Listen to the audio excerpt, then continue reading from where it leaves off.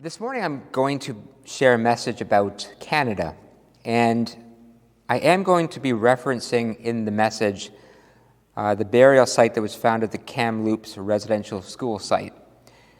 Now, as I always say, I tape this on Thursday, and today I know a story has just broken about another site that's been found in Saskatchewan.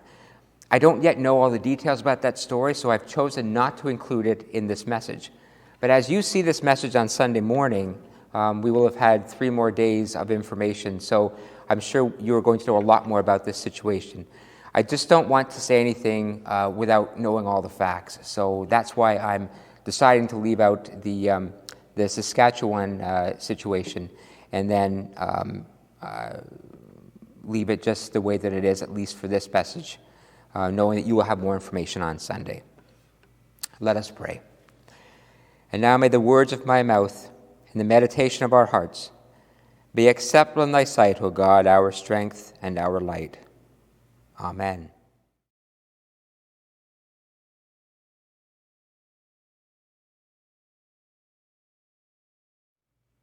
One of the great things in my life happened roughly 25 years ago. My dad bought a cottage near Bancroft, Ontario. Well, between Bancroft and Haliburton, near a little place called Cardiff on Monk Lake. And by doing so, he opened up a new world to myself and my family. But before I get there, let me go back a few chapters, because the story started well before that. It started nearly 50 years ago. My parents, who were living in England at the time with 3 very young children, had the opportunity to come to Canada and to start a new life. It wasn't that they were unhappy in England. After all, everybody that they knew and everything that they knew was in England. That was their home, that was their ancestry. But they felt that there could be something more, something they could find in Canada that would give their children the best life possible. And so, spurred on by a spirit of adventure, they left it all behind, hopped on a boat, and over they came, settling in Toronto. And that's where they live today, in exactly the same home where I grew up. So, like many of you watching, I grew up in a city. And cities are great, but let's face it, a city is a city is a city. It really doesn't matter where you are. Cities provide the necessities of life. They create a hub for commerce and government and entertainment. But they seldom reflect what a nation is all about. They don't reflect the heart of a nation or their people's story. Understanding a country based on its cities is kind of like trying to understand a car based on its engine. The engine will tell you something about how that car runs, but to understand the full beauty and nature of that car, you have to look beyond that. To understand your nation, you have to get out of the concrete jungle and discover its more hidden treasures. Leave its mind and explore its heart. So fast forward 20 years. My dad lost his parents in England, just a short time between each one. And as an only child, it fell upon him to take care of all the arrangements. He returned to England. And then when he came back, he had a surprise to reveal. He was going to purchase a cottage.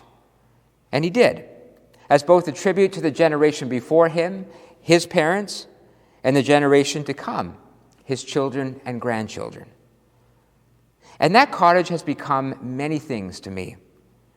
It's been the one place that stayed the same even as we've moved around. It's been a place of retreat, relaxation, sometimes a place of escape, and at other times a place of exploration. But without knowing it, what it has done is it's opened a door into the hidden heart of our nation. At least it has for me. It's a reminder of what a beautiful, vast, and enormously rich country we really live in. A city can drive a nation, but it is its wilderness places that usually define it. So I want to show you a picture. I'm going to put up on the screen. I took this a couple of weekends ago when I was able to sneak up alone to the cottage for a couple of days. I apologize about my feet. The lake that weekend was almost empty of cottagers. And so I spent hours kayaking around, alone, but not alone. For I was in the company of creatures whose ancestors have called this place home long before humanity stepped in. Loons and hawks and frogs and fish and something that was crashing through the forest that may have been a bear or a moose, but was most likely just a very enthusiastic squirrel. You know, when you think of transportation, there are so many ways you can see our country. You could see it from inside of a train, whizzing along. You could see it through the windshield of a car as you go from one place to the other place. You could see it from the heights of an airplane and understand that we are a nation rich in geography. But when you can see it from the bow of a boat, you more than see it. You can experience it. Our lakes and waterways provide a glimpse into places still wild and untamed. Places that a speedboat would send into retreat, but which a kayak or a canoe invites to draw closer. When you slowly kayak or canoe towards the shore, drifting silently, and peer over the bow, life doesn't scatter. It accepts, even welcomes, as if you were not a stranger, but a friend, a fellow sojourner on the lake. Canada, as seen by its simplest watercraft, is revealed in its full, rich, diverse loveliness. A land defined not so much by its borders as by its beauty. A nation that is comfortable being what it is, rather than striving after what it thinks it needs to become. A land that can whisper to us of how life is meant to be lived in balance and harmony and peace. When you have the privilege, and I know it's a privilege that is afforded to few, and I am grateful for it, but when you have the privilege of seeing part of this land over the bow of a canoe or a kayak, you see a land that doesn't need its advocates to define it, for it defines itself, and in turn defines those who seek its confident yet humble heart. Richard Wagamese, and I'm going to quote him a few times today, our First Nations Canadian writer, defined the beauty of our country in a book called Starlight this way. I'm going to put it on the screen. Ours is an open country that is so huge you can feel lost and abandoned in it, or you can work to feel a part of it, like you belong to it and it belongs to you. Like a part of you is rock and stone and stream and all the open sky. You then get past being lonely and realize that those creatures are all my family, and I am family to them as well. I think when you get to spend time in its wild places, like I know many of you have, in the mountains, the Maritimes, up north, Canada becomes less of a country and more of a story. A story that is somehow written or woven into its mountains and lakes, its waterways and its shorelines. A story more defined by the call of a loon than by the engines of its commerce. A story that never demands, but invites. And to call oneself Canadian is, at least for me, to somehow let its wilderness story become a part of us. Letting its beauty and vastness, its creativity, shape us into the humble, welcoming, accepting people that so much of the world sees when they define Canadians. If we let our geography shape us, I believe we can become the best of what our nation can be, open and free, harmonious, balanced, and adventurous. The very thing we see over the bow of a kayak. We are our geography, but we are also our history. And we have a problem. Because deep in the heart of our nation, our history, there's a disconnect. There is a history that only now, for many, is starting to emerge. A blunt, brutal, traumatic history of how we have treated those who were part of the land long before people who look like me came as its settlers. Our beautiful story is tinged at the edges, hinting that something is broken at its core. And it is. And a few weeks ago, we discovered just how broken it has been with the Kamloops residential school revelation, and now again with what has been revealed in Saskatchewan. As I mentioned a few weeks ago when I first spoke about this, as a United Church minister, I've known the story of residential schools in this country for years. I've known it because we were made aware of it in school, of the United Church's role itself in rounding up First Nations children and forcing them into schools that took away more than their language and their culture, but their very soul and spirit. And when you are in the know, you assume everyone's in the know. But clearly, that's not the case. In a survey done by the Toronto Star 2 weeks ago, 70% of Canadians said they had little knowledge or no knowledge at all of our history with residential schools. And so when a burial site of children was unearthed, it was met with horror and disbelief because we didn't know. We didn't know what had been going on in the backyard of our own nation. We were so busy being Canada the good, we didn't know there was Canada the broken. I want you to read another quote by Richard Wagamese, who describes what this chapter in our history was like in his words. Again, I'll put it on the screen. When your innocence is stripped from you, when your people are denigrated, when the family you came from is denounced and your tribal ways and rituals are pronounced backward, primitive, savage, you come to see yourself as less than human. That is hell on earth. That sense of unworthiness, that's what they inflicted on us.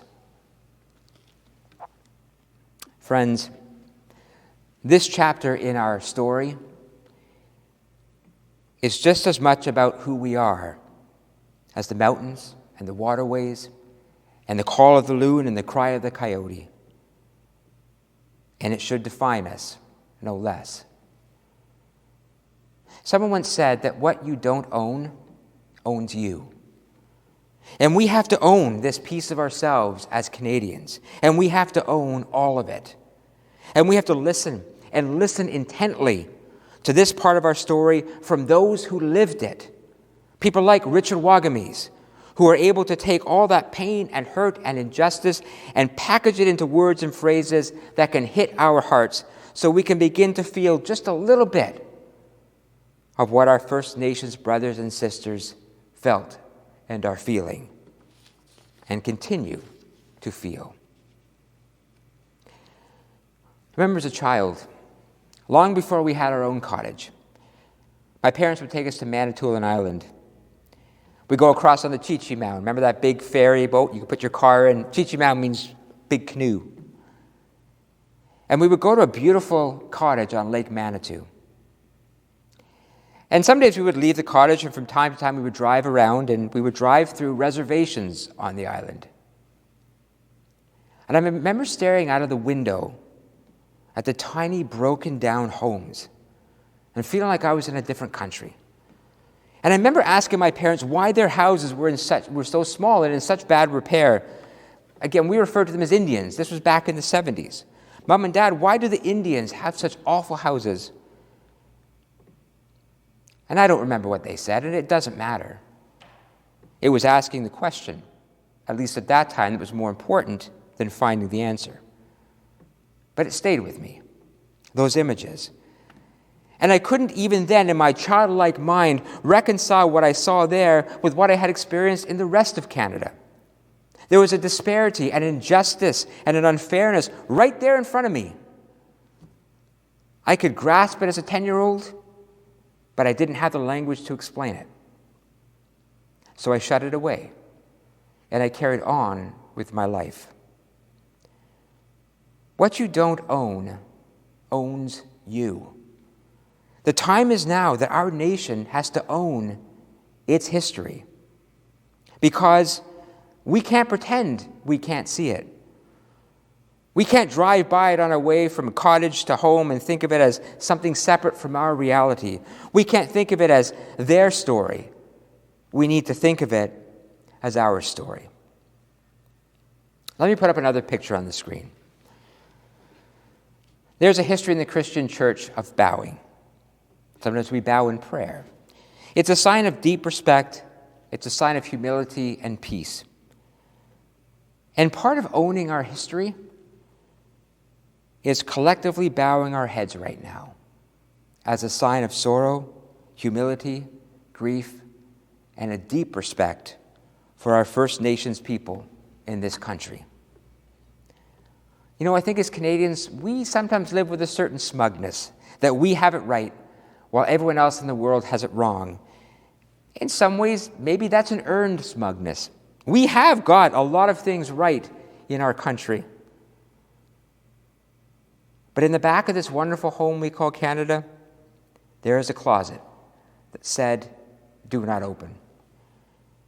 We could pretend it wasn't there, or in some cases, we didn't even know that it was there. We could keep it closed, and we did, until it opened. And now the world has seen what is tumbling out. We now have to own this piece of our history. And the first step is bowing in humility before the truth. Bowing in humility as a sign of solidarity and a willingness to accept, fully accept, this part of our collective story. We are our geography. We are our history. But we are also our future. So what about the future?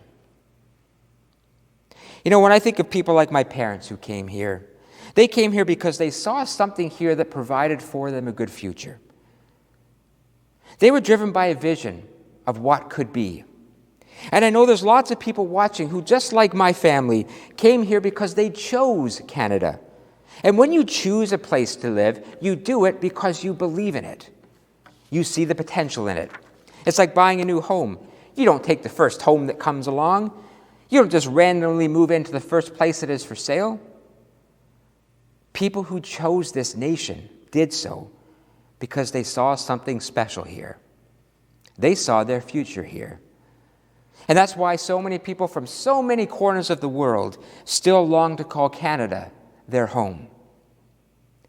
They come here not to take what is not theirs or to inflict their will on others, but simply to add their story to the richness that is the Canadian identity.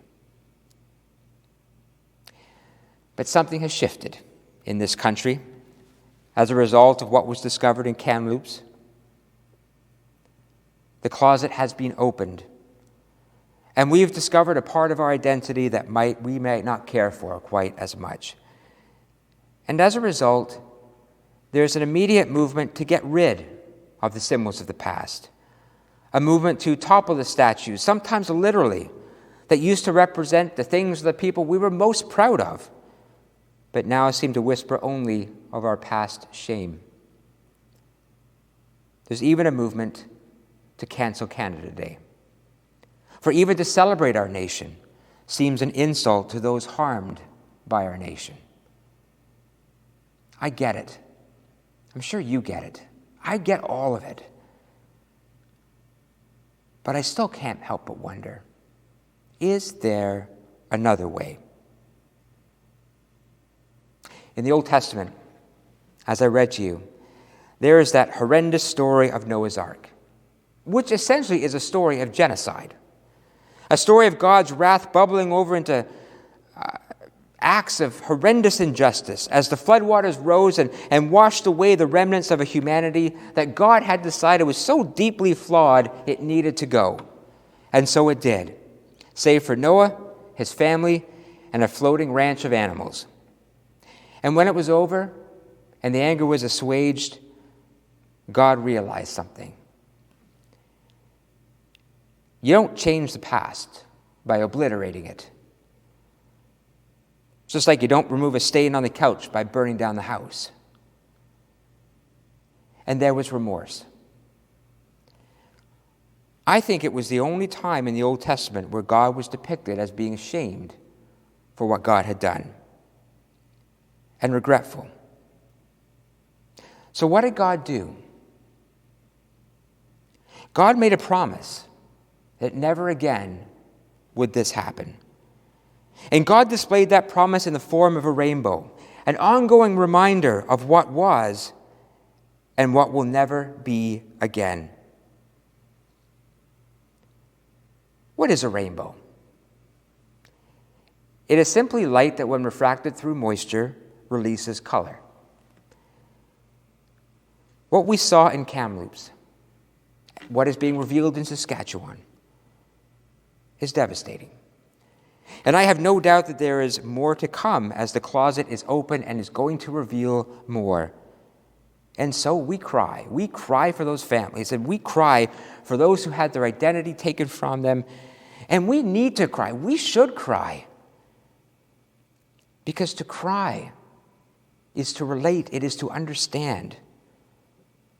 The tears that we may feel right now as a nation, as we consider our history and our legacy, they're real. They are tears of regret and shame and sadness and hurt and anger. And we need to feel them. For to feel them is an act of solidarity with those who are hurting. But do not discount that through those tears can be revealed color and beauty in new ways. The tears aren't the end. They can be the moisture through which the light is refracted into brand new color. We don't have to give up on Canada. In fact, this is our moment to grow into a deeper, richer, more compassionate nature.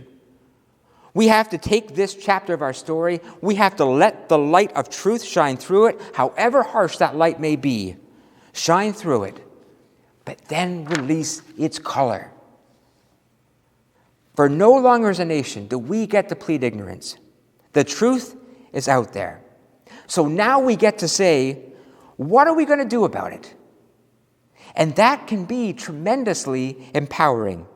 For now we get to put that rainbow in the sky that doesn't only say never again, but it also says, not just to our First Nations people, but to all who might feel like second-class citizens in this country due to whatever, nationality, sexuality, gender, whatever it may be, that we are not going to give lip service to being good Canadians. We're going to start living it. We're going to let the light of healing shine through our tears by dealing with what we have to deal with, by renewing relationships that are badly broken, by ensuring that our churches and our schools and our organizations are fully inclusive, by making sure that all people have the necessities of life, like clean drinking water. Now that we know more of our history, we can begin to build from it an even more colorful future. Because knowledge is power.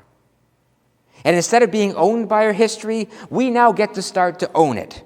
And by default, we can start to own our future. Listen again to the voice of Richard Wagamese. This is how you change the world. The smallest circles first. That humble energy, the kind that says, I will do what I can do right now in my own small way, creates a ripple effect on the world. So, let me offer again these symbols for Canada Day this year. The bow of the kayak represents our geography. That reminds us of the immense beauty of our nation, of how this beauty invites us into the depths of our story as Canadians, that we may claim for ourselves the balance and harmony and peace that is revealed all around us, because we are blessed to be in this nation. Secondly, there is our history. We have made mistakes, horrible mistakes. There are chapters in the story that we can no longer keep hidden and must not keep hidden. And so we need this kind of bow, the bow of respect, as we humbly acknowledge the past and drop our heads in shared grief and solidarity and pledge never again. And then there's our future. And finally, this bow, the rainbow, the ultimate symbol of hope for the future, a symbol of faith, a reminder that through the tears of what was can be released new colors of what can be. We don't have to shirk back in shame, but we move forward in confidence as we claim our story, all of our story. Let it make us better. Let it make us deeper and more compassionate. And let it release the diverse and beautiful colors that make up the richness of the Canadian story, so that we can continue to be proud of our country. We can continue to be proud Canadians. Bow and bow and bow.